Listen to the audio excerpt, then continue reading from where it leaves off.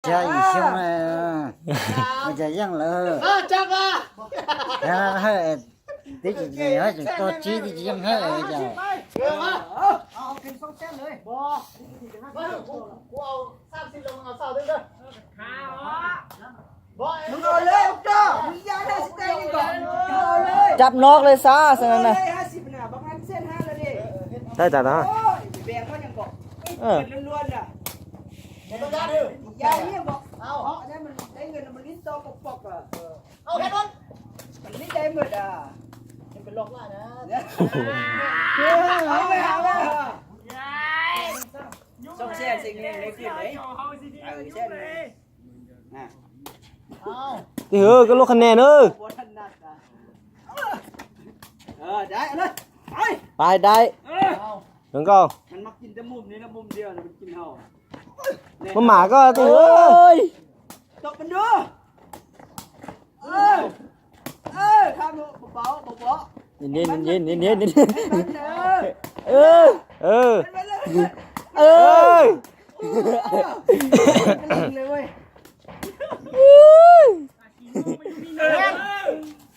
ดูนี่ให้ตัวชิโน่ ไปทำมาแท็กมาดิก่อน รู้นักเรียนด้วย มันไวคือกับลิงเลยเว้ย ถึงก็อ๋อ 3-2ไม่ธรรมดาเลยเกขึ้นโลยังเล็งไปนิดนึงเลย เฮ้ยผู้ที่เขาดึงราคาอ่ะ ตามเสมอเด้อ เอ้ยดึงราคาเยอะมากเลย ไม่เสียเลยไม่ธรรมดาเอ้ เอา เดี๋ยวทางนี้แหละนี่ภาษาห่อกันเนี่ย4แต้ม4แต้มเห็นมั้ยโอ้ย เอา43 ลิ้นสิลิ้นทรมานทรมานมันต่อบยุกไปทางนั้นแล้วค่าเดียวเอาต้องได้ดื่มโตเข้าหน้านางตลอดทำใส่มีเข้าดิ เสียดีเสมอแต่เขาเสื้อคว้ามันยังบ่เอาพัดเลยเสื้อคว้าเสื้อคว้าตีนเดียวกาเตะเสียเส้นห้า ดึงมา ฮะ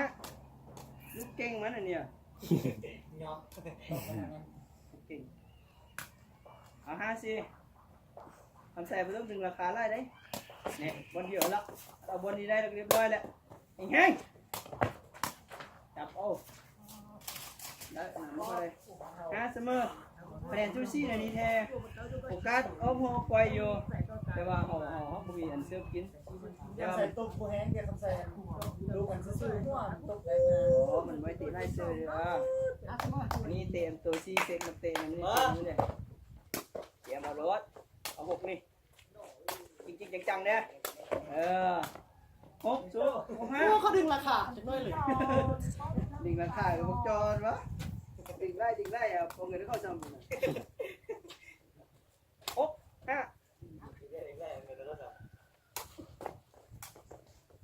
วันเดียว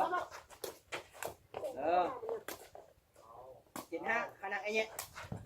ออก What's up เห็นได้เหรอ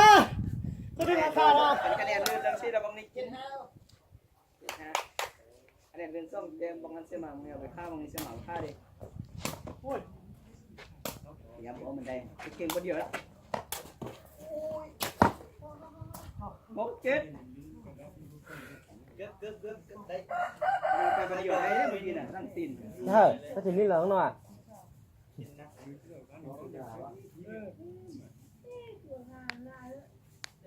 มาเห็นไหนเห็นตัวใดสิ่งนี้ หมดแล้วมีเหรอถ้าได้ก็นี่ถ้าบ่ได้ มาสิได้เงินเส้น5 6 7 6 7โบมีเสมอเด้อคำใส่เด้อคะแนนเต็มเป็นเต็มเด้อ8 6อันคะแนนลื่นดำเลยสิเขากินเนี่ย เขาจะกำมันเป็นเส้น5หรอ เส้น5จอ50เป็น2เส้นสิ่งเนี่ยหมายเป็นเส้นนึง ไม่ธรรมดาเลย อันลื่นดำเต็ม2จานใส่กิน ทำไมเขาได้เป็นหล่อวะได้เนาะ นี่ก็ดึงราคาขึ้นมาเลย เขามันกินกันอยู่บนนี้เขาว่าเขาใส่กับบักน้อยนะเก้า ไก่เก่งลงสั่งจ๊อบนะ เจ็ดเก้า โคงแค่โคงว่าง ครูพดเว้ย เอ้าก็คือกับซิปเปอร์คือกันเนาะ เจ็ดเปิดขอให้มันเซิร์ฟแฮมเอาค่าเดียวบ่เอาอ่ะเอาเซิร์ฟคว้านให้มันเซิร์ฟเล่นบนมวยตีลังกาสร้างห้อง สามมองกันได้ ทีนี้มันบ่มีแห้งแล้ว แฮงแล้วมันเซิร์ฟเปิดเบิ่งคว้าเอาเลยเอาเลยนั่นรอบเลยไก่จีตัวนี้ไก่พม่าไปก่อนตายแล้วเฮ้ย ตอนนี้มันเก่งมันมีเขามีล่างตีนได้เราเรามีแต่อีง่างเจ้าล่างตีนกับปึ๊ดเลยได้เขาก็ลำได้อยู่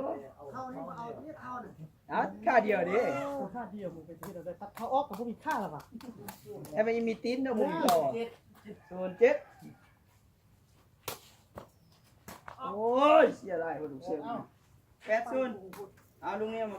เอาไปเก็บลุงเนี่ย80เอาแต้มแรกแต้มเฮ็ดมันลด เราไม่ตั้งใจเว้ย 11-8งามอยู่ละลาก็เชื่อกัน50ไปกว่า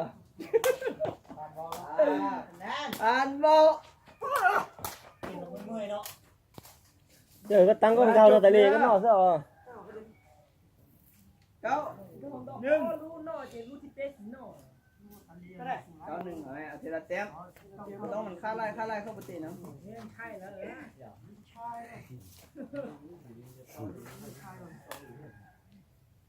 ได้เงินแล้วมาแรงมาซื้อต่อเด้อชัวซื้ออยู่นอกกันเด้อได้60,000น่ะได้เอาไปซ่องนี่ ไปแล้วไปแล้ว คุณน่ะ ลงก็เอาติหู ใส่ขวาต้องเต็งได้อยู่คำใส่ซาบ่ต้องรีบโอ้ยลูกเดียวใส่บอลนี่ลูกเดียวอย่างตัวอย่างดีอยู่ เอา01 ส่วนหนึ่งเอาตั้งอีกลูกหนึ่งไปกินตัวแห้งเอาบุมีเสมอเลยเสมอมันกินได้เพราะว่าลูกเสือมันดีกว่าเฮาดินั่นอาซาเอาไปกินบอลมันบุยคนคุณ2-0